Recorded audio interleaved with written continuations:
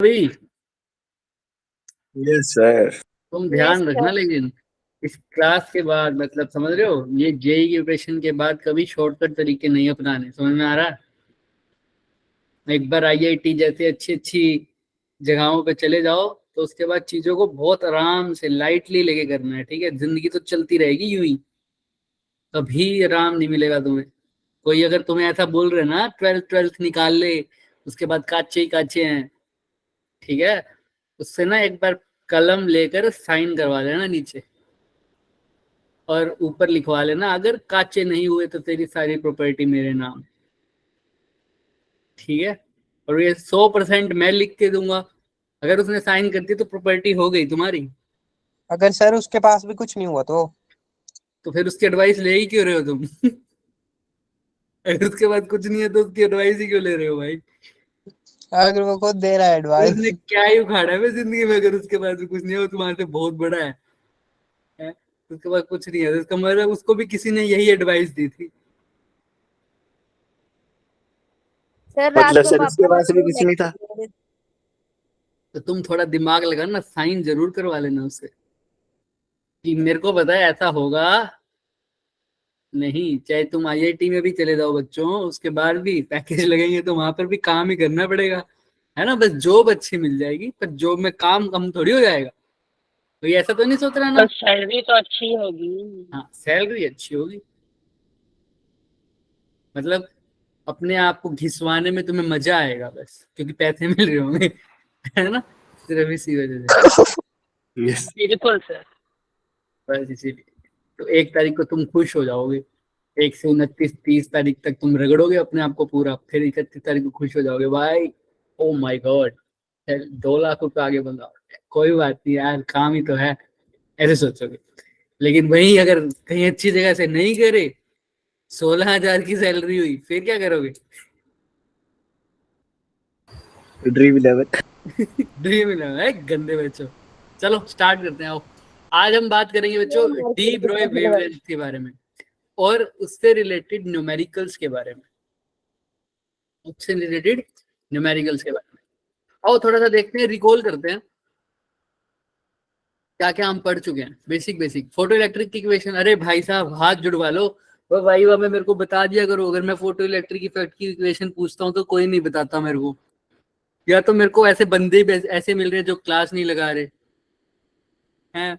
मैंने उनके नाम भी बहुत कम सुने हैं, पर मैं पूछता हूँ। चलो एक बच्चे ने तो आज थोड़ा दिल खुश किया, मैंने उससे पूछा energy is a function of, वो फटाफट बोला फ्रीक्वेंसी। फ्रीक्वेंसी, शुक्र है, मैंने कहा बहुत बढ़िया बच्चे, है ना? चलो आओ थोड़ा रिकॉल करते हैं, फोटो इलेक्ट्रिक इक्वेशन थोड़ा दोबारा पढ़ते हैं। क्या होती है photoelectric equation? E is equal to 5 plus 5 plus kinetic energy.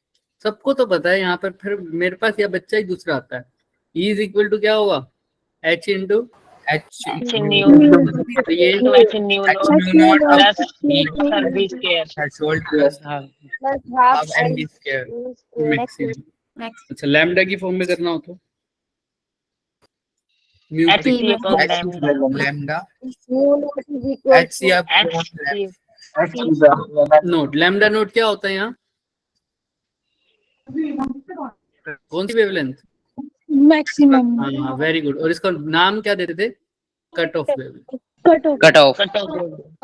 Plus half m v square maximum. अब इसको भी चेंज कर देते हैं, h mu is equal to h mu threshold plus half m v square को क्या लिख सकता हूँ? है ना? तो याद है ना, हमने ईवी, मैं हाफ एम वी स्क्वायर यानी काइनेटिक एनर्जी को मैं क्या लिख सकता हूँ? EV, e into v. लेकिन अगर यहाँ मैक्सिमम होगा तो वी की जगह वी नोट लिखूंगा। वैसे वी कुछ भी हो सकता है, स्टॉपिंग पोटेंशियल भी हो सकता है और एक्सेलरेटिंग पोटेंशियल भी हो सकता है। रिलेशन हमेशा यही रहेगा, kinetic energy is equal to E into V. Done? Clear है सबको यहाँ तक? Yes sir. जी सर। तो आज Yes, थोड़ा सा sir. डी ब्रोय वेवलेंथ क्या बोलते हैं उसके बारे में बात। कल का ये होमवर्क था, तुम्हें दिया था एचसी की value joules volt electron volt पर मीटर और इंटू मीटर में, और ये किसमें है? जूल इंटू मीटर में। अगर किसी ने किया था तो बहुत बढ़िया। किया था क्या किसी ने? ये तो जूल वाली तो केशव जी ने बता दी थी उसी टाइम ही, है ना? ये तुम्हारी किसमें है 1 पॉइंट। ये मैं तो ऐसे ही रल करता हूँ, गिनती लिख दिया करो 1 2 3 और इन तीनों को ऐड करके क्या आता है 6 तो 10⁻⁻⁶ यहाँ पर लगा दो डॉट, आंसर आ गया। क्लियर है? तुम्हारे ऊपर है तुम कैसे करते हो इसको डिफाइन। मेरा मैं 1.18 आया था। वो सब आपने अपनी वो है ना अप्रोक्सीमेशन वैल्यू, बट लर्न ऐसे कर दो तो अच्छा रहेगा। चलें आगे। हाँ जी सर। हाँ जी यस सर। आइए तो हम थोड़ा सा आज बात करेंगे पहले डी ब्रोए वेवलेंथ के बारे में। इसको तुम डी ब्रोगली बोलते हो, वैसे डी ब्रोए बोला जाता है।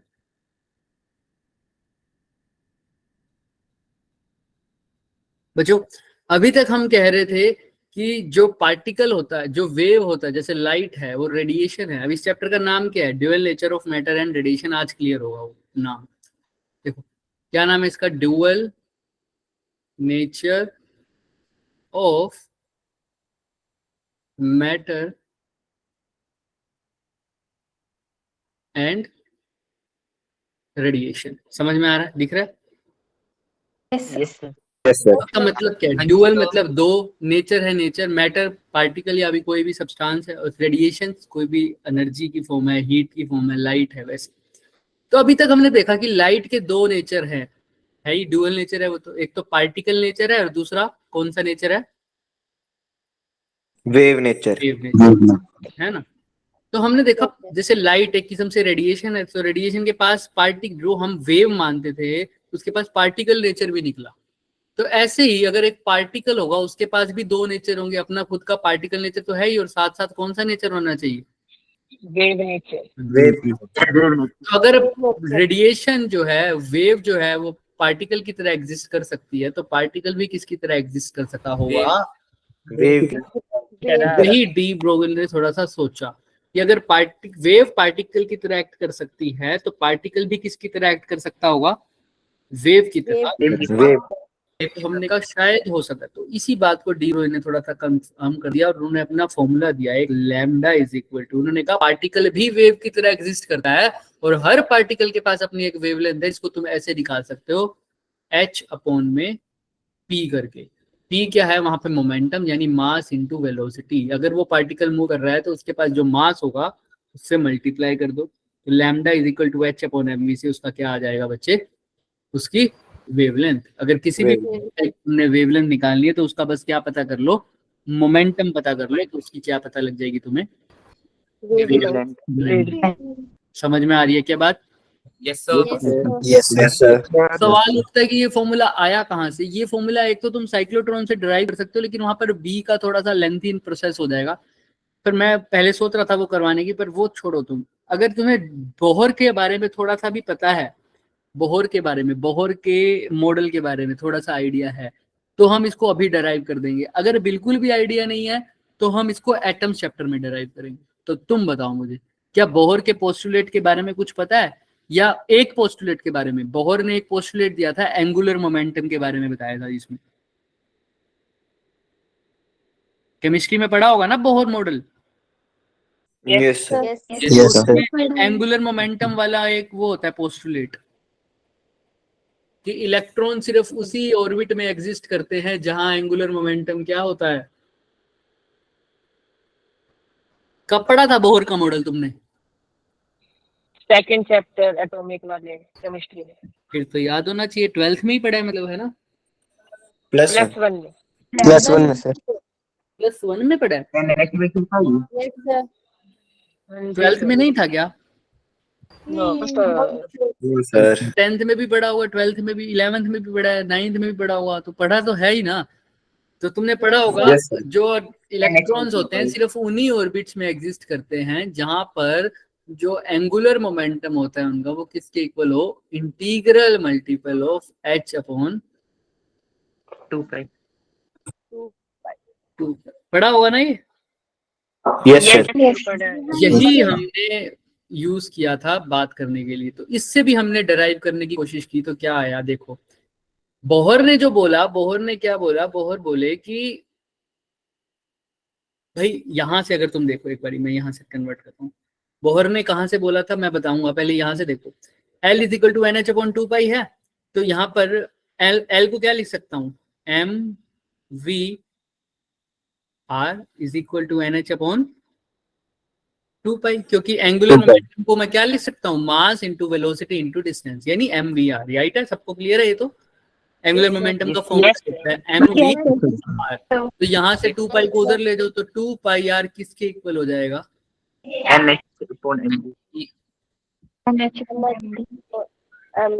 क्लियर है क्या? Yes, sir. समझ में? यहाँ तक तो बात समझ में आती है हमें। तो अब ध्यान से देखना एक बात, बोहर ने क्या बोला था, बोहर ने बोला कि एक सेकेंड, बोहर ने बोला जो इलेक्ट्रॉन्स है ना, जो न्यूक्लियस के अराउंड मूव करते हैं, वो एक पार्टिकल है, तो उनके पास भी कैसा नेचर होगा, वेव नेचर। तो वो किस वेलोसिटी से मूव कर रहे होंगे, तो यानी अगर पार्टिकल मूव कर रहा है तो उसके पास क्या होगी, उसके आसपास एक वेव, क्योंकि डी ब्रोई तो कह रहे हैं पार्टिकल के पास कौन सा नेचर होता है, तो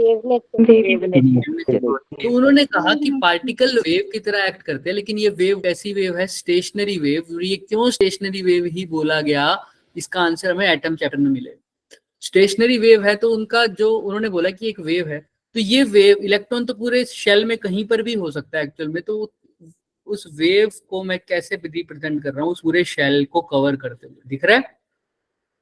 यस सर। Yes.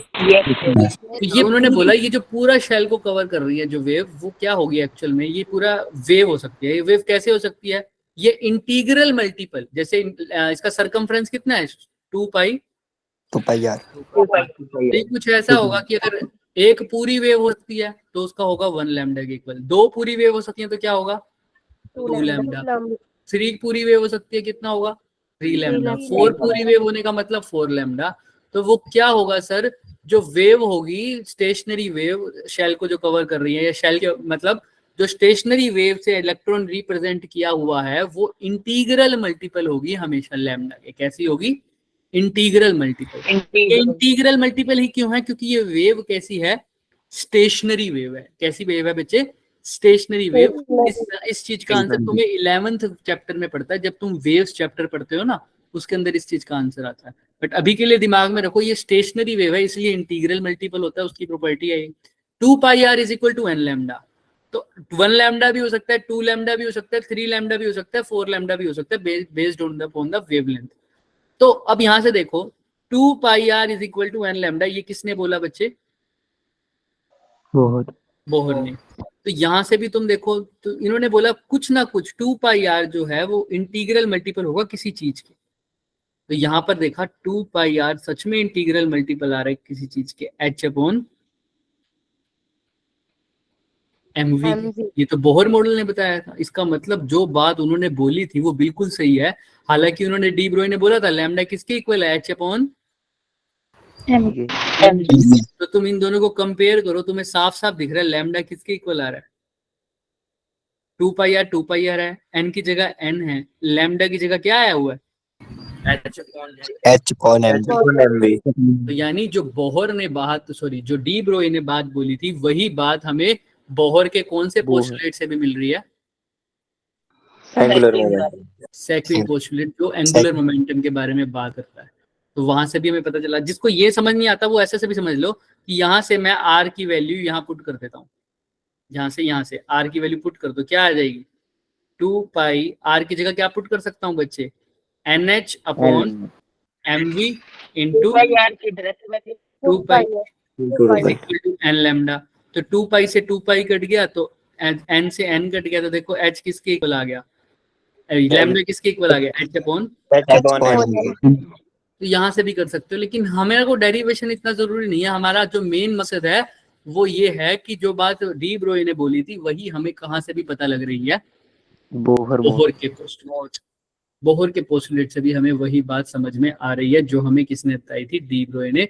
तो ये बात तो कंफर्म होगी। फर्दर ये बात और कंफर्म हो जाती है जब हम एक एक्सपेरिमेंट करते हैं। कौन सा एक्सपेरिमेंट होता है वो, डेविडसन एंड जर्मर एक्सपेरिमेंट। कौन सा, डेविडसन एंड जर्मर एक्सपेरिमेंट। उसके बारे में क्या है, उसके बारे में हम अभी नहीं कर सकते क्योंकि वो ऑप्टिक्स से ज्यादा समझ में आएगा तुम्हें जब हम ऑप्टिक्स पढ़ लेंगे। बट मैं तुम्हें पूरा आइडिया दे देता हूँ उसके बारे में। बच्चे जो एक पार्टिकल नेचर होता है और एक होता है वेव नेचर। तो कुछ प्रॉपर्टीज ऐसी होती है जो पार्टिकल नेचर से प्रूव होती हैं, कुछ प्रॉपर्टी ऐसे होती हैं वेव्स की या लाइट की मान लो, जो किससे प्रूव हुई थी, वेव नेचर। उनमें से कुछ प्रॉपर्टी थी बच्चे, कौन सी, उनमें से कुछ प्रॉपर्टी थी इंटरफेरेंस, और एक प्रॉपर्टी थी डाइफ्रैक्शन। ये कैसी प्रॉपर्टीज है, जो कौन प्रूव करता है, जो किसकी प्रॉपर्टीज हैं, ये कुछ फिनोमिना हैं जो कौन शो करता है, वेव्स। अगर तुमने क्लास 11th में वेव चैप्टर पढ़ा होगा तो तुमने ये दो प्रॉपर्टीज पक्का पढ़ी होंगी, इंटरफेरेंस और दूसरा डाइफ्रैक्शन, और 12th में ऑप्टिक्स में भी आती हैं ये।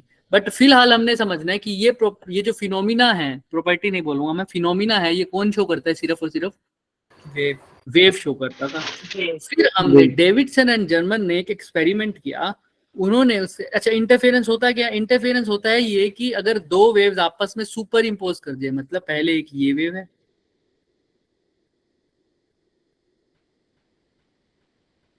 इसके साथ ये एक और वेव आ जाए,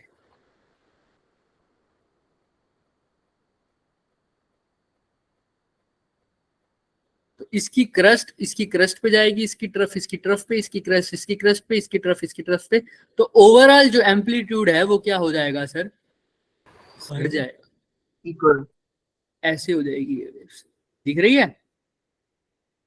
तो वेव आपस में ऐसे ऐड हो गई कि ओवरऑल इनका इफेक्ट बढ़ गया, तो इसको इंटरफेरेंस बोलते हैं, और इस टाइप के इंटरफेरेंस को बोलते हैं कंस्ट्रक्टिव इंटरफेरेंस। क्या बोलते हैं, मतलब कंस्ट्रक्टिव। अच्छा ऐसा भी हो सकता था कि इसकी क्रस्ट इसकी ट्रफ पे रहे, ऐसे हो जाओ,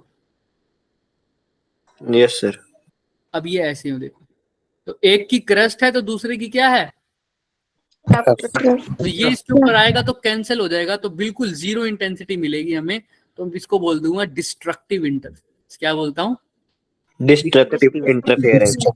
तो हमें फिलहाल इसको बहुत अच्छे से करने की जरूरत नहीं, लेकिन ये बात समझ में आनी चाहिए तुम्हें। अभी कंस्ट्रक्टिव इंटरफेरेंस, जो भी इंटरफेरेंस है, ये है किसका फिनोमिना, वेव का। लेकिन जब डेविडसन एंड जर्मन ने एक्सपेरिमेंट किया, उन्होंने क्या किया, उन्होंने एक इलेक्ट्रॉन की गन ली, उससे इलेक्ट्रॉन्स को क्या किया, फायर किया, कौन से क्रिस्टल पर, एक क्रिस्टल पर, और उस क्रिस्टल का नाम था निकल क्रिस्टल। कौन सा क्रिस्टल था बच्चे, निकल क्रिस्टल। गन से, ये जो एक गन थी वो रोड टाइप होती है, एक गन, इस पे इलेक्ट्रॉन्स को फायर किया एक क्रिस्टल पर जिसका नाम था बच्चे निकल क्रिस्टल, और निकल क्रिस्टल पे जब इलेक्ट्रॉन टकराए तो वो क्या होने लग गए बच्चे, स्कैटर होने लग गए, स्कैटर हुए सारी डायरेक्शन में, कोई इधर गया, कोई इधर गया, कोई इधर गया, कोई इधर गया, कोई इधर गया, कोई इधर गया। और यहाँ पर एक लगा रखा था डिटेक्टर, मूवेबल डिटेक्टर, जो ऐसे मूव कर सकता था, कभी यहाँ भी आ सकता था, यहाँ भी आ सकता था, यहाँ भी आ सकता था, यहाँ भी। इसको क्या बोलते हैं, मूवेबल डिटेक्टर। अब ये इलेक्ट्रॉन्स जो थे, ये किसने डिटेक्ट किए, डिटेक्टर ने। तो इससे पता लगा कि एक पर्टिकुलर जगह पर तो इनकी स्कैटरिंग बहुत ज्यादा हो रही है, बहुत ज्यादा हो रही है। इलेक्ट्रॉन्स को एक्सेलरेट करने के लिए कुछ पोटेंशियल चाहिए था अभी, तो धीरे धीरे हमने इसको ऑब्जर्व किया, तो हमें पता लगा एक जगह पर तो इलेक्ट्रॉन की स्कैटरिंग बहुत ज्यादा हो रही है, एक जगह पर बहुत कम, एक जगह पर बहुत ज्यादा। तो कुछ हिसाब से ये कैसा बिहेवियर शो कर रहे थे,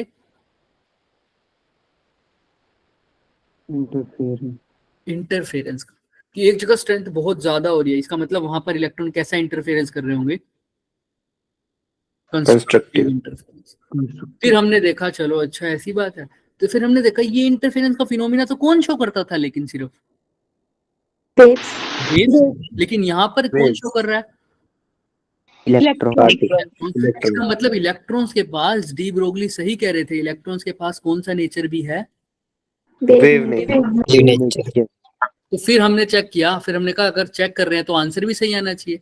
तो एक फॉर्मूला हमने डी ब्रोगली वाले से किया हुआ था, lambda is equal to h/mv। यहाँ पर हमने मास ऑफ इलेक्ट्रॉन लिखा, यहाँ पर v ऑफ इलेक्ट्रॉन लिखा, वेलोसिटी जो भी हमें डाटा पड़ा था, हमने थ्योरेटिकल उसकी वैल्यू कैलकुलेट की। ये थ्योरेटिकल कौन से की, डी ब्रोगली वाले फॉर्मूले से। किसकी वैल्यू, किसकी कैलकुलेट की, वेवलेंथ लैम्डा की हमने, ठीक है।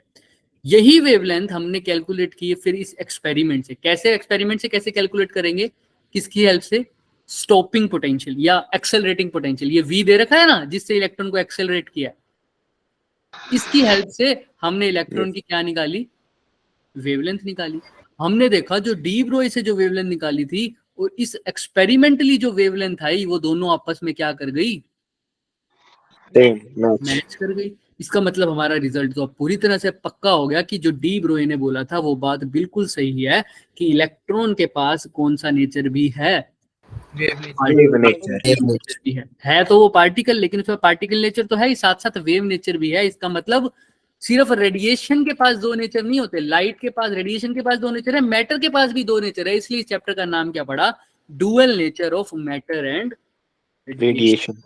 समझ में आ रहा है? तो यहाँ से इंटरफेरेंस वाले फिनोमिना हमारे से डिस्कस हो गया। और आगे जाके और पता लगा कि इलेक्ट्रॉन इंटरफेरेंस नहीं, डाइफ्रैक्शन भी कर सकते हैं। क्या कर सकते हैं, डाइफ्रैक्शन। डाइफ्रैक्शन भी किसका फिनोमिना है, वेव का फिनोमिना। ये तो फिर पक्का ही कंफर्म हो गया कि हाँ electron is a wave also, electron के पास वेव नेचर भी है। तो पक्की बात है ड्यूअल नेचर एग्जिस्ट करता है। समझ में आ रही है ये बात? Yes sir. यहाँ पर हमारे पास जो चीज है वो lambda is equal to h upon m v, ये कंफर्म हो गया एच अपॉन पी। और इस लैम्डा को क्या बोल देंगे, कौन सी वेवलेंथ, डी ब्रोई वेवलेंथ। ये कौन सी वेवलेंथ है सर, डी ब्रोई वेवलेंथ है। और इसको क्या बोलते हैं, वेवलेंथ एसोसिएटेड किसके पास, एक मैटर के पास, विद मैटर, किसी पार्टिकल के पास है, किसी पार्टिकल के पास। उस पार्टिकल के पास कितनी वेवलेंथ है ये निकाल सकते हैं। अब दूसरी बात, भाई हम भी तो एक किस्म से पार्टिकल है, तो हमारे पास भी क्या होनी चाहिए, वेव होनी चाहिए। लेकिन हमें तो हमारे पास हमारी पूंछ दिखती है ऐसे वेव चलती हुई, नो सर। No sir. यानी ऐसा क्या होता होगा, इसका आंसर हमने पिछली बार किसी बच्चे ने दे भी दिया था, शायद केशव ने दिया था कि वेलोसिटी। हाँ वेरी गुड। यहाँ पर पी क्या है, उसका मोमेंटम। पहले इसको समझ लेते हैं, मोमेंटम, जिसको मैं क्या लिख सकता हूँ, मास इनटू वेलोसिटी। तो लैम्डा जो है बच्चे वो क्या है, वेव। तो ये किस नेचर को रिप्रेजेंट कर रही है, वेव नेचर। पी, वेव के पास मोमेंटम तो नहीं बात करते हम, ये मोमेंटम किसके पास बात करते हैं, पार्टिकल का। तो पी जो है वो किसका नेचर रिप्रेजेंट कर रहा है, पार्टिकल का। इन दोनों को लिंक फॉर्मूले में कौन कर रहा है आपस में, कौन लिंक कर रहा है, वेलोसिटी। लैम्डा और पी को आपस में कौन लिंक कर रहा है, एच, लिंक्ड बाय एच। ये दोनों किससे लिंक्ड हो रहे हैं, एच।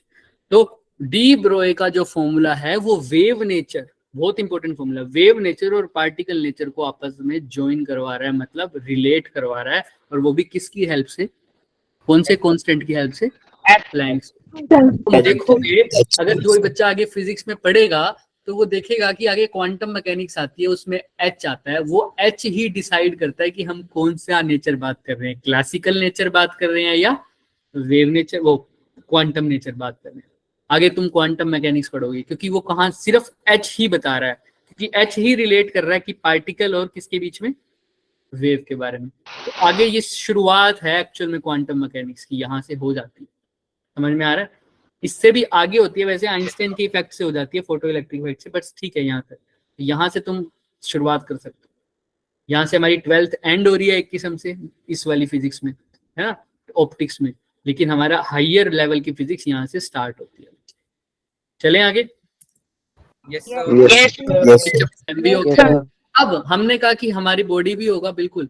तुम अभी एनसीईआरटी में देखोगे तो तुम एक एग्जांपल दिखेगा इलेक्ट्रॉन वर्सेस बोल का, इलेक्ट्रॉन वर्सेस बोल का। उसमें क्या दे रखा है, तुम्हें इलेक्ट्रॉन का मास और वेलोसिटी दे रखी है, ऐसी बोल की मास और वेलोसिटी दे रखी है। फिर तुम इलेक्ट्रॉन की वेवलेंथ निकालोगे और एक छोटी सी बोल की वेवलेंथ निकालोगे, तुम्हें पता लगेगा एक छोटी सी बोल की वेवलेंथ भी बहुत बहुत बहुत क्या आई है, छोटी आई है। इसको तुम ऑब्जर्व नहीं कर पाओगे, लेकिन इलेक्ट्रॉन की वेवलेंथ सही आई है, तुम जिसको ऑब्जर्व कर पाओगे।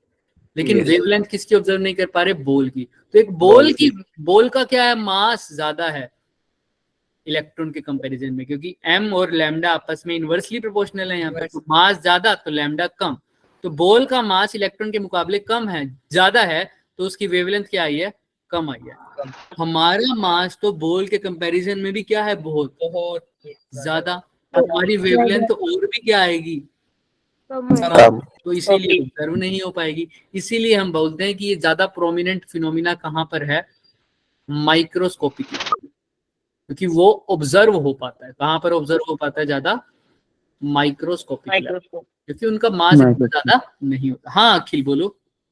सर मतलब हम ऐसा बोल सकते हैं कि जिसका जितना ज्यादा मास उसकी उतनी ही कम जिसका ज्यादा उसकी मास की बजाय मैं उतनी बोलूं कम जितना वेवलेंथ। ज्यादा मोमेंटम, वो ज्यादा सही वर्ड है।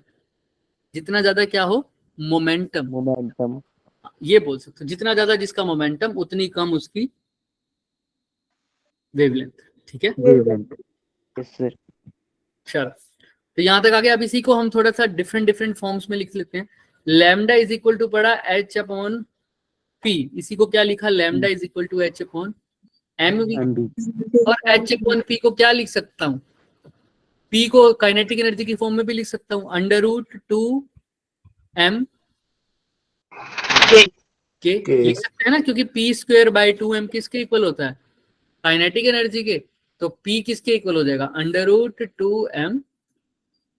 बात है, तो लैम्डा की जगह ये भी लिख सकता हूँ। और काइनेटिक एनर्जी के बीच में रिलेशन अभी अभी पढ़ा है हमने, क्या होता है पोटेंशियल और काइनेटिक एनर्जी के बीच।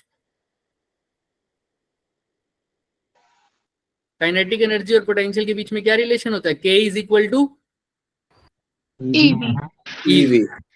तो काइनेटिक एनर्जी की जगह क्या लिख सकता हूँ, E इंटू वी। समझ में आ रहा है क्या। तो ये एक और फॉर्मूला हो गया हमारे पास, क्लियर है क्या।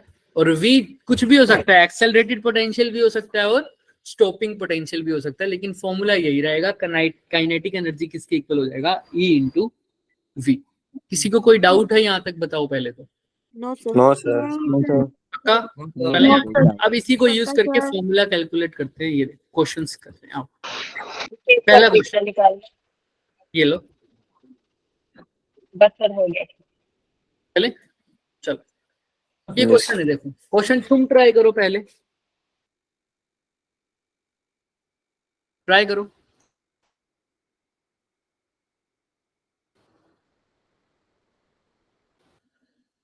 चलो करो ट्राई।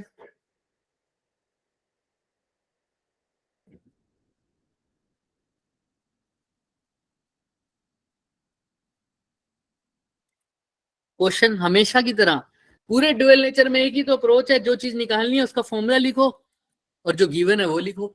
लैम्डा ए दो पार्टिकल है, एक पार्टिकल है उसका मास दे रखा है कितना m, चार्ज कितना है q, पोटेंशियल डिफरेंस जिससे वो एक्सेलरेट हो रहा है वो कितना है 50। ऐसे ही पार्टिकल b है, उसका मास कितना दे रखा है 4, चार्ज कितना है q, पोटेंशियल डिफरेंस 250। तुम्हें लैम्डा ए और लैम्डा बी निकालना है। लैम्डा ए कैसे निकालोगे, h upon,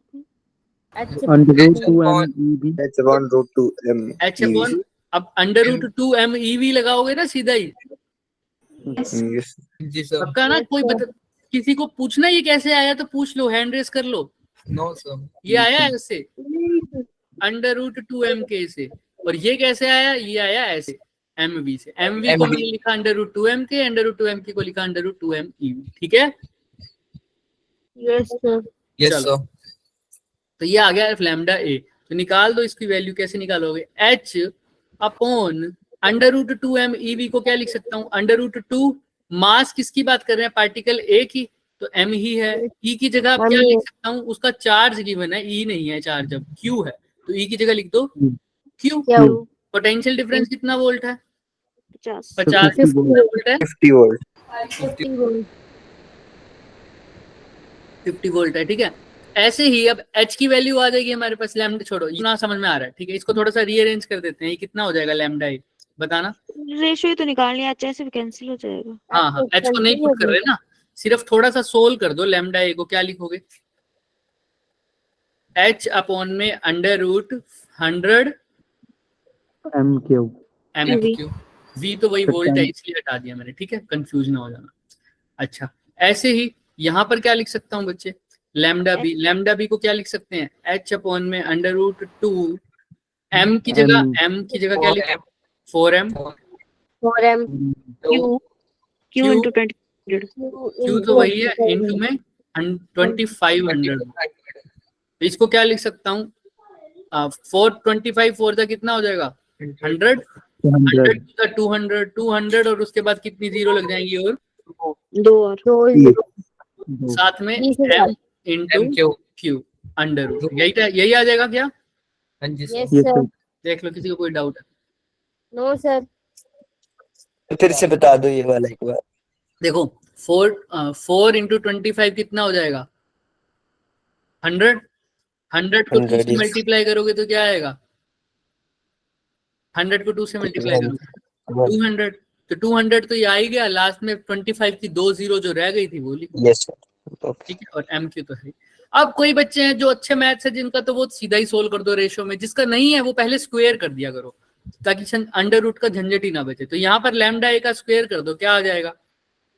H square upon में 100 एम क्यू। अच्छा, ऐसे ही यहाँ पर लैम्डा बी का स्क्वायर करोगे तो क्या आएगा बच्चों? एच स्क्वायर अपॉन में 20,000 एम क्यू। क्या यही आएगा? देख लो। Yes sir. हाँ जी सर। अब दोनों को डिवाइड कर दो, एच स्क्वायर से एच स्क्वायर तो क्या हो जाएगा? 200 आ गया। कैंसिल हो जाएगा। अब क्या आ जाएगा नीचे? 1 अपॉन एम क्यू से एम क्यू भी कट जाएगा क्या? हाँ जी सर। बिल्कुल। तो क्या क्या रह जाएगा? 1 अपॉन 100 और इधर क्या रह जाएगा? 1 अपॉन 20,000। 2 जीरो से 2 जीरो कट गई, तो लैम्डा ए का स्क्वायर अपॉन लैम्डा बी का स्क्वायर किसके इक्वल आ जाएगा? 200। लेकिन रेशो में स्क्वायर तो नहीं फाइंड करना, simple lambda a by lambda b करना था। तो दोनों तरफ क्या कर दूं? क्या कर रूट। तो इसका आंसर आ जाएगा अंडर रूट 200। अब अंडर रूट 200 को मैं चाहूं, मेरे को दिख नहीं रहा, तो मैं क्या लिख सकता हूँ अंडर रूट 200 को? 50 इंटू 4 ऐसे लिख सकता हूँ ना?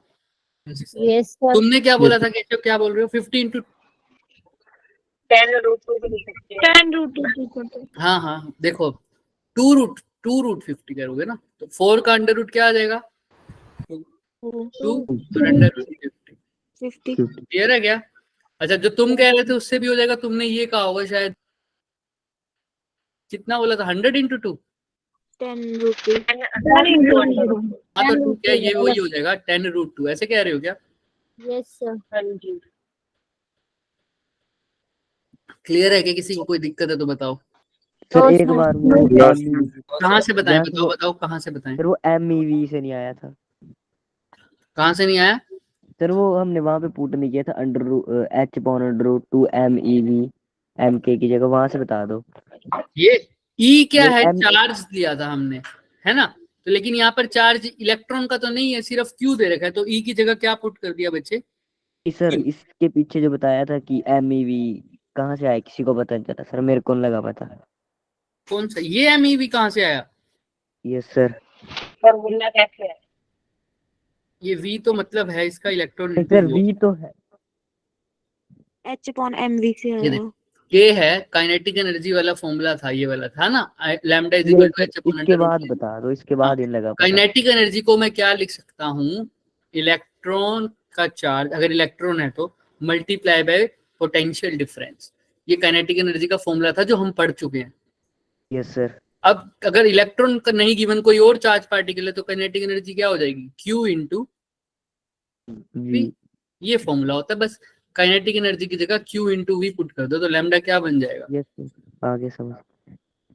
क्लियर है सबको? Yes Yes, sir. Yes yes sir. तो चलो यहाँ तक हो जाएगा। तो अब ठीक है, इतना आंसर आ गया। अब चाहो तो तुम वहां से भी सोल्व कर दो। यहाँ से कहाँ गया वो? केशव ने भी तो लिख पाया था, वो कहाँ गया? चलो कोई बात नहीं। यहाँ पर क्या लिख सकते हो? 2 अंडर रूट, सॉरी 2 इंटू 10 है ना, तो 10 अंडर रूट क्या हो जाएगा? 10 तो इसको लिख दो। तो अंडर रूट 2 को क्या लिख दोगे? वो तुम्हारे को ऊपर पता है ये कितना होता है अंडर रूट 2? 1.41। इसको करोगे तो क्या आएगा? 14.14। तो देखो कौन सा ऑप्शन मैच हो रहा है? क्लियर है? चाहो तो इससे कर दो, इससे भी वही आएगा, फिर अंडर रूट 50 निकालना पड़ेगा, तुम्हारे ऊपर है। इसको भी आगे सोल्व करोगे तो यही आएगा बच्चे। 50 को क्या लिख सकता हूँ? 25 अंडर रूट 2 लिख सकते हो ना, उसी हिसाब से लिख सकते हो। तुम्हारे ऊपर है तुम कैसे करोगे। अब ये 5 into 5 into रूट 25 को बाहर लिखोगे तो 5 आ जाएगा, तो 5 टू फिर होता है 10 अंडर रूट, फिर जाके वही हो जाएगा। तुम्हारे ऊपर है। अगर क्वेश्चन में 50 रूट 50 फॉर्म में है तो वो लिख दो, न्यूमेरिकल की फॉर्म में तो ऐसे कर दो, तुम्हारे ऊपर है सब कुछ। मैथ्स का पार्ट क्लियर है सबको? Yes sir. Yes, sir. Yes, sir. Yes sir. किसी को दोबारा कुछ पूछना है तो बताओ, चलें आगे। Yes, sir. ये क्वेश्चन अभी करेंगे, थोड़ा सा इसमें थोड़ा सा टाइम लगेगा तुम्हें। पहले हल्का सा क्वेश्चन ये वाला क्वेश्चन करूंगा। अल्फा पार्टिकल है और प्रोटॉन है, एक्सेलरेटेड बाय फ्रॉम रेस्ट, दोनों रेस्ट से एक्सेलरेट कर रहे हैं। एक अल्फा पार्टिकल है और एक क्या है बच्चे, दूसरा क्या है, प्रोटॉन। तो दोनों रेस्ट से एक्सेलरेट किया हुआ, दोनों का पोटेंशियल डिफरेंस कितना है, 100 वोल्ट। 100 वोल्ट। इसका भी पोटेंशियल डिफरेंस कितना है, 100 वोल्ट। इसकी वेवलेंथ दे रखी है लैम्डा अल्फा, इसकी क्या हो जाएगी लैम्डा पी। दोनों की रेशियो बतानी है, यानी lambda P by lambda alpha. Alpha. Formula लगा दो, आंसर आ जाएगा। लैम्डा पी का फॉर्मूला लगाओ, लैम्डा अल्फा का बताओ कैसे निकालोगे। लैम्डा पी की जगह क्या लिख सकता हूँ, जो जो गिवन है उसकी फॉर्म में, यानी पोटेंशियल डिफरेंस गिवन है ना, तो पोटेंशियल डिफरेंस की फॉर्म में बताओ। लैम्डा का फॉर्मूला क्या होता है, h upon MV. Under root 2 m root EV की जगह नहीं है, ई की जगह क्या लिखूंगा, क्यू। Q. क्यू ऑफ क्या लिखूंगा, प्रोटॉन के लिए लिख रहा हूँ तो charge of proton multiply by potential difference. क्या यहाँ तक समझ में आ रहा है सबको? हाँ जी sir. Under root Yes, 2 sir. M E लिखा है, ई की जगह इलेक्ट्रॉन था, इलेक्ट्रॉन तो चार्ज होता है, तो इस केस में इलेक्ट्रॉन की बात नहीं हो रही, तो इलेक्ट्रॉन का चार्ज ना लिखूं के किसका लिखूंगा, प्रोटॉन का चार्ज, क्योंकि प्रोटॉन की बात हो रही। सिमिलरली सेकंड का अल्फा के लिए लिख लो, एच तो वहां पर भी आएगा, जो डिवाइड में होगा तो वो ऊपर आ जाएगी ये टर्म, 2 का 2 आ जाएगा। अब मास यहाँ पर प्रोटॉन का होता है, यहाँ पर किसका होगा, अल्फा चार्ज भी किसका होगा, पोटेंशियल दोनों के लिए 100 वोल्ट है, तो V की जगह V ही लिख दूं, क्या कोई दिक्कत? जो चीज अगेन जिसको यहाँ पर काटना आ रहा है HCS तो वो काट देगा, जिसको नहीं काटना आ रहा वो दोनों साइड क्या कर दे, फटाफट स्क्वायर कर दे। कोई उसकी बात नहीं है, शर्म की बात ही मेरे को स्क्वायर करना पड़ता है, ऐसा कुछ नहीं होता, बहुत लोग करते हैं, हम भी करते हैं कई बार। इसको क्या लिख दोगे, 2m alpha Q alpha v divided by 2mp qp v। v से v फिर से कट गया, 2m से 2 भी कट गया। अल्फा का मास कितने टाइम्स होता है प्रोटॉन के मास के, 2 times. 4 टाइम्स। तो m ऑफ अल्फा की जगह लिख दो 4 of mass of proton. Charge कितने टाइम होता है अल्फा का प्रोटॉन के मुकाबले, 2 टाइम। 2 times. तो 2 ऑफ चार्ज ऑफ प्रोटॉन, और नीचे तो है ही मास ऑफ प्रोटॉन और चार्ज ऑफ प्रोटॉन। तो QP से QP कट गया, MP से MP कट गया, इसका मतलब लैम्डा P का स्क्वायर बच्चे अपॉन में लैम्डा अल्फा का स्क्वायर किसके इक्वल आया, 8 के। तो that implies lambda P by lambda alpha किसके इक्वल आया, अंडर रूट।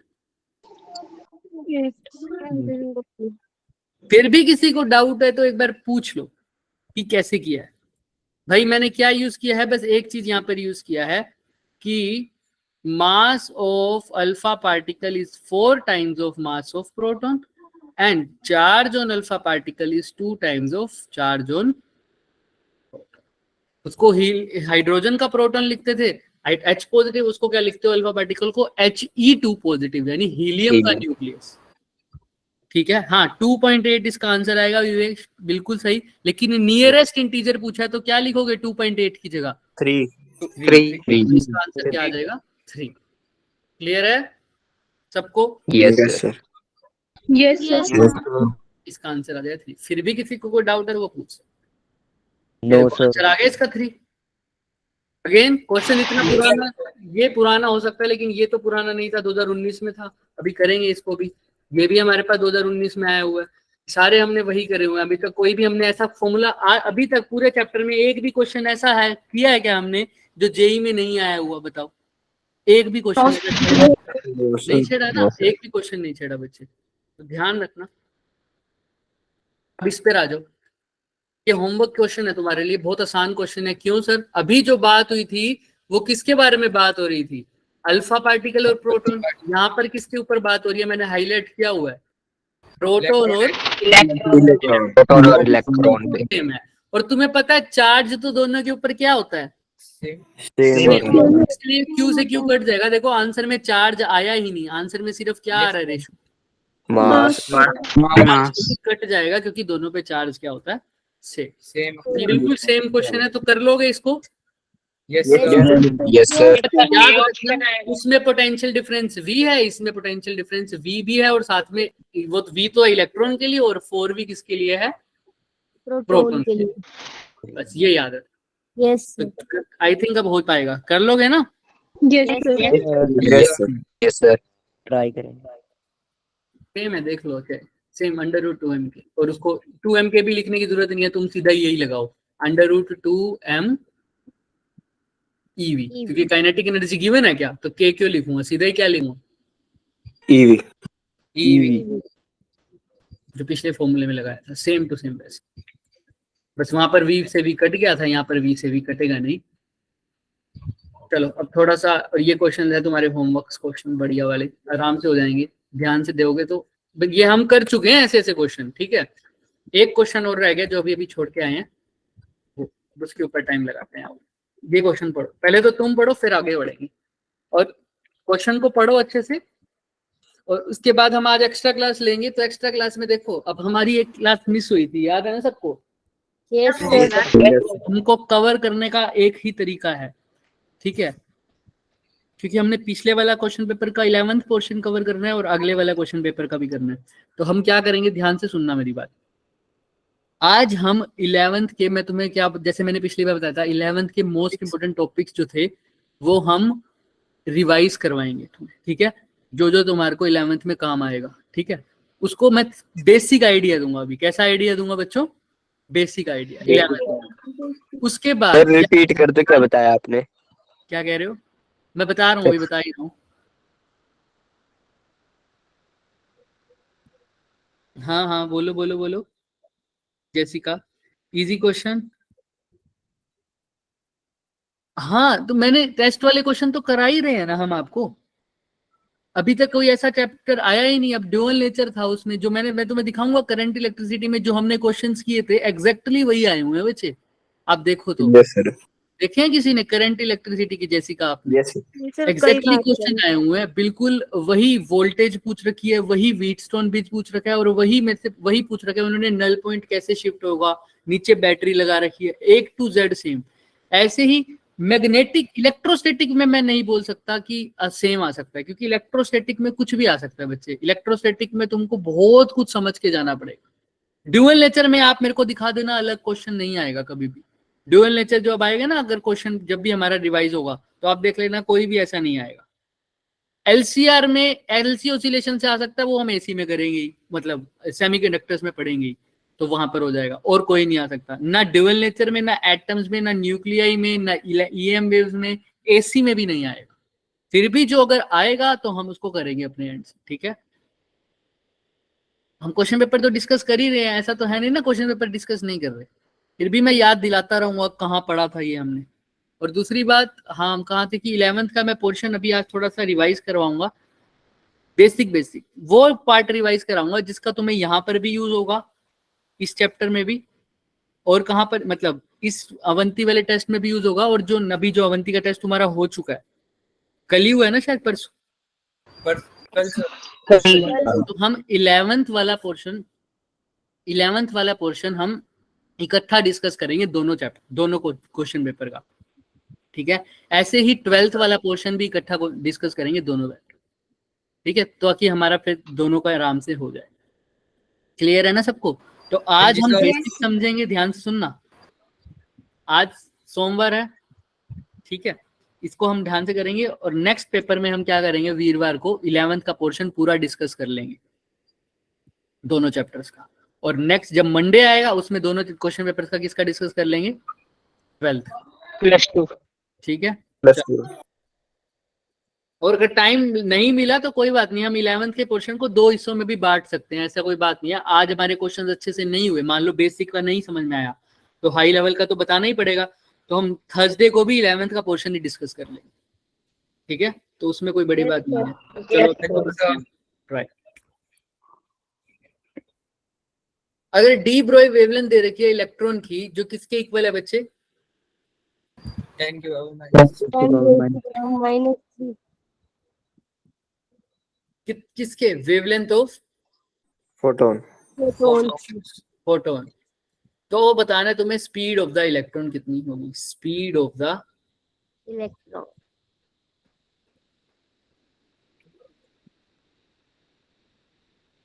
बताओ कैसे बताओगे?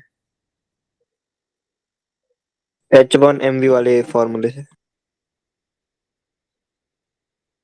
बताओ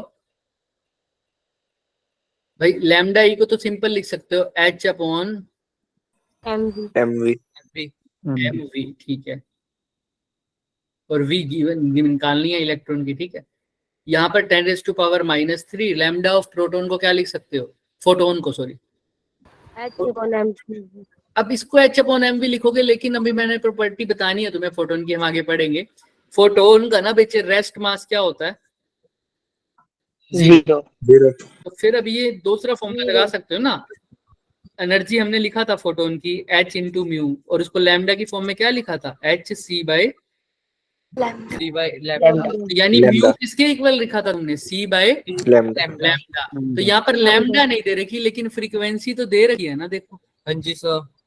तो लैम्डा को क्या लिख सकता हूँ, फोटोन की यस लैम्डा को? C into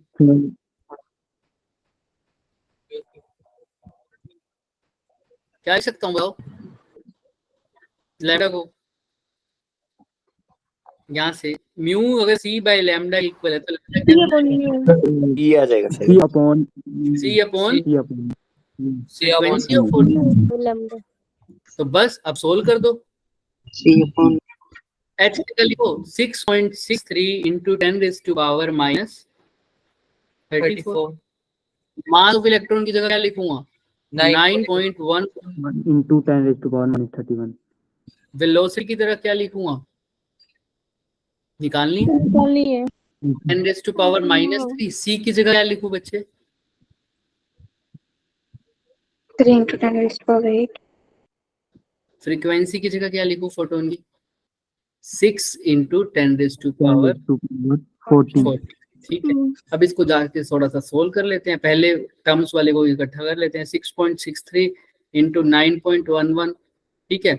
अच्छा, मेरे को अगर ऐसे ही लिखना पड़े तो मैं इसको ऐसे ही लिख सकता क्या, v को उधर ले जाओ बाकी सब इधर ले आओ, तो v को उधर ले जाओ बाकी सब इधर ले आओगे तो क्या करोगे, 6 इंटू 6.63 इंटू 10⁻⁻34 मल्टीप्लाई 10⁻14। ये चीज उधर लेके जाऊंगा ना, देखो यही हुआ। ऐसे ही ये चीज तो यही पड़ी रहेगी, इस चीज को नीचे ले आएंगे, इस चीज को नीचे ले आएंगे, तो यहाँ क्या बच जाएगा बच्चे, 9.11 इंटू 10⁻⁻31 मल्टीप्लाई बाय 3 मल्टीप्लाई 10⁻8। देख क्लियर है?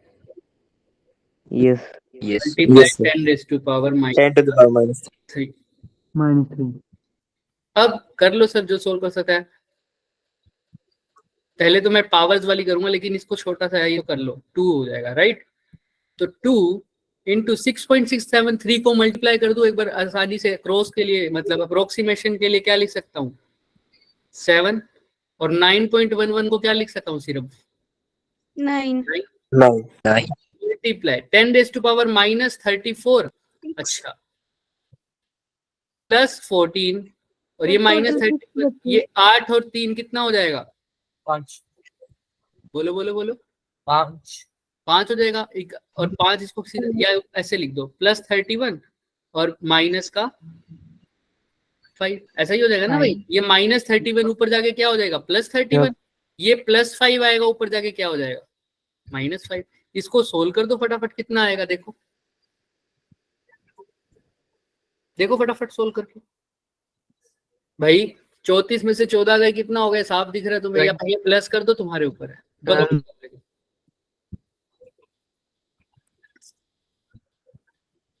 नहीं हो रहा?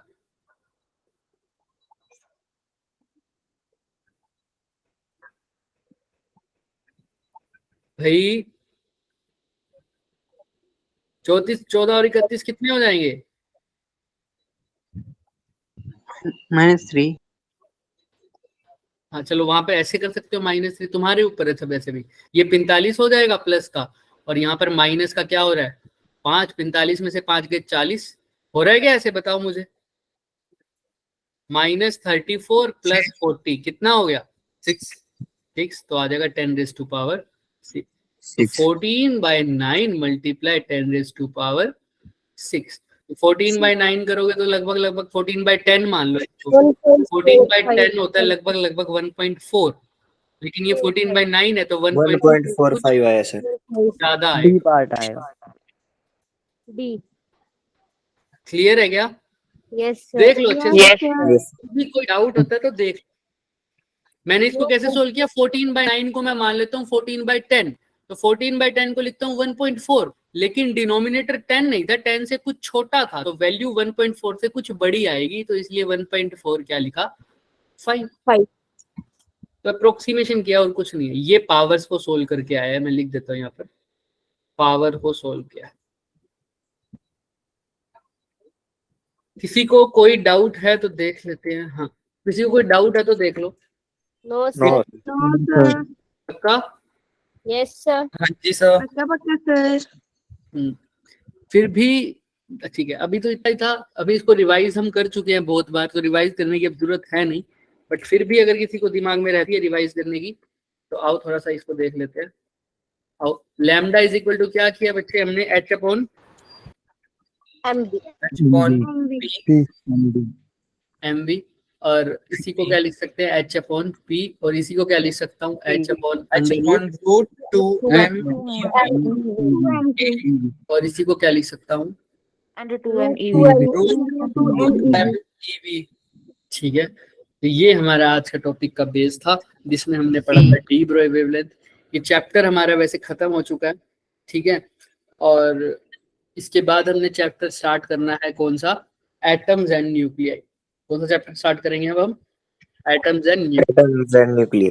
को स्टार्ट करने के बाद हमारा ईएम वेव। ये स्टार्ट कब हुआ और खत्म कब हो गया चैप्टर? 3-4 दिन लगे हैं इसको। 4 दिन का लेक्चर हुआ है ना मेरे हिसाब से, छोटा ही था ये चैप्टर, तो इसीलिए तो ये करवाया है पहले। लेकिन ये स्कोरिंग बहुत था। इसके अंदर मैंने तुम्हें पहले ही स्टार्टिंग में बता दिया था कि 2 ही इक्वेशन काम आएंगी, एक तो फोटो इलेक्ट्रिक वाली इक्वेशन और एक ये डी ब्रोगली वाली। इसके अलावा कोई इक्वेशन है ही नहीं इसमें। क्या है? मिली तुम्हें कोई और? No sir. No sir. से जो आता है वो आता है ग्राफ से। वो ग्राफ वाले क्वेश्चन समझ में आ गए हों सबको? हाँ जी सर। कब Yes, क्या sir. होगा ग्राफ, कौन सा कैसा होगा, तो वो देखना। अब इसका दिव्या तुम जाके देखना, और भी बच्चे जो भी है सबकी बात कर रहा हूं मैं। तुम अब ड्यूअल नेचर को एक बार अटेम्प्ट करके देखना, ठीक है? तुम्हें देखना मोस्ट ऑफ द क्वेश्चंस कैसे दिखते हैं, क्या हमारे से किए हुए हैं या नहीं किए हुए। ऐसे ही तुम ना इसको चेक करने का तरीका सही है, एसी चैप्टर के प्रीवियस ईयर्स उठा के देखा करो, और देखा करो अगर मान लो तुम 50 क्वेश्चन अटेम्प्ट कर रहे हो, उसके अंदर से 30 क्वेश्चन या 30 से ज्यादा क्वेश्चन तुम्हारे बन रहे हैं ना, तो इसका मतलब बनने का मतलब होता है कि अभी के लिए मैं अगर सिर्फ चेक कर रहे हो तो क्या ऐसा क्वेश्चन हमने क्लास में डिस्कस किया है। अगर 30 से ज्यादा क्वेश्चन हो गए ऐसे कि हाँ हमने क्लास में डिस्कस किया है, तो इसका मतलब सही चल रहा है। समझ में आ रहा है? लेकिन मैं वही कहता हूँ 5-10 तो ऊपर होते ही रहेंगे बच्चे। समझ में आ रहा है? क्योंकि हमारे पास अभी इतना टाइम नहीं होगा कि मैं एक एक क्वेश्चन आके यहाँ पर करवा सकूं। क्या ऐसा पॉसिबल है? आप लोग खुद बताओ। No, No, sir. No sir. एक एक क्वेश्चन तो नहीं करवा सकते, लेकिन हाँ हम फिर भी कोशिश करेंगे। जिसको भी ऐसा लगता है कि थोड़ा बहुत क्वेश्चन हमारा इधर उधर रह जाता है, तो वो बेधड़क होके ग्रुप में वो क्वेश्चन टाइप कर दिया करो और वो स्क्रीनशॉट उसका शेयर कर दिया करो। हम एक्स्ट्रा क्लास में उसको कर लिया करें, ठीक है? जैसे ही हमारे को टाइम लगेगा, लेकिन याद रखेंगे, है ना, हम अपना सिलेबस पीछे छोड़ के नहीं करेंगे, लेकिन हाँ उसको सोल्व जरूर करेंगे। क्लियर है बच्चे? तो जिसको भी लगता है कि ये वाला क्वेश्चन थोड़ा सा हट के आ गया अवंती के पेपर में, अवंती वाले तो हम सारे ही कर रहे हैं सोल्व, लेकिन उसके अलावा भी अगर किसी को लगता है कि थोड़ा सा हट के आ रहा है क्वेश्चन, वो आ सकता है। ऑब्वियस सी बात है ना। अगर जेई वाला वही कर भेजने लग गया जो क्वेश्चन बच्चे होमवर्क में करके आते हैं सारे, है ना, जो स्कूल में करते हैं सब कुछ, तो सबका ही जेई क्लियर हो जाएगा। कुछ ना कुछ तो वो अलग देगा ही ना, ऑब्वियस सी बात है। फिर भी किसी को, मैं हर बार बोल रहा हूँ, किसी को दिक्कत आई तो वो क्या करेगा? पर्सनल मैसेज नहीं करेगा, किसमें करेगा? ग्रुप ग्रुप में ग्रुप में अगर पर्सनल करोगे तो वो नीचे आ जाता है, मैसेज मुझे नहीं दिख पाता। ठीक है, तो अभी हम 11th का पोर्शन डिस्कस करेंगे 1 घंटे के बाद। ठीक है, तो आना उसकी क्लास में, उसके बाद हम डिस्कस करेंगे। हाँ जी सर। और yes sir Yes, sir. Basic discuss करेंगे, अगर बेसिक आता होगा तो हम आगे पुली वाले क्वेश्चन पे फोकस करेंगे। ठीक है, पहले बेसिक को क्लियर करेंगे, वरना अगर लॉज ऑफ मोशन में बेसिक फ्री बॉडी डायग्राम बनाने नहीं आए ना बच्चे, तो फिर उसका फायदा ही क्या होगा, आगे कैसे करोगे। अगर हमें नहीं लगा कि बेसिक अच्छे नहीं है तो हम पूरा आज बेसिक पे लगा देंगे और थर्सडे को हम उसका एडवांस पार्ट कर लेंगे। क्लियर है? yes sir Yes, Yes. sir. हाँ जी सर। ठीक है बच्चे, किसी को कोई doubt? no No, sir okay, So- thank you. bye sir Good good night sir Good night. night. Good night. Good night, sir.